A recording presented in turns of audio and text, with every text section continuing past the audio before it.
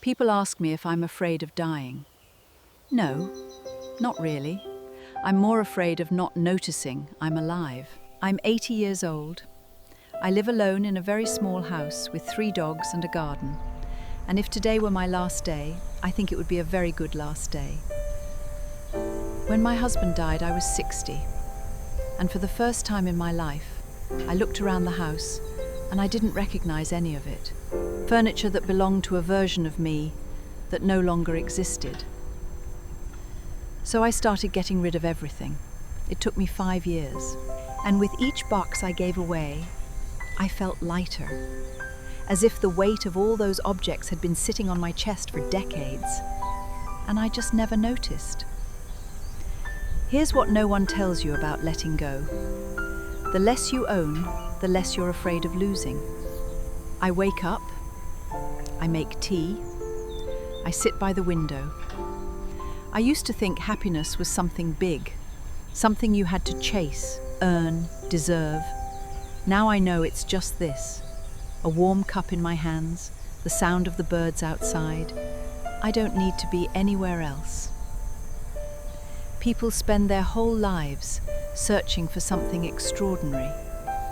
But the most extraordinary thing I have ever experienced is a perfectly ordinary morning.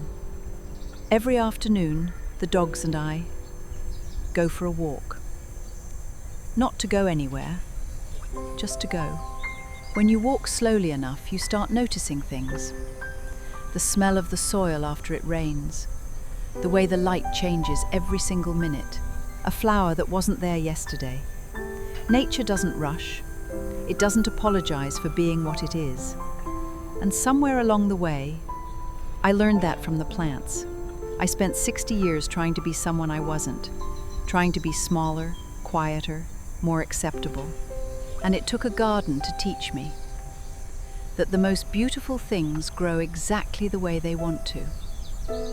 I told my friend the other day, you know, one day we're all going to be soil. And he looked horrified, but I think that's beautiful. To become part of the earth again. To feed a tree, maybe a flower. I'm not in a hurry to get there, but I'm also not running away from it. Ivan that I carry with me every day.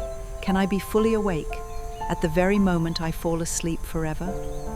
I don't know the answer, but the question itself has made every single day feel like a gift. This morning I had tea.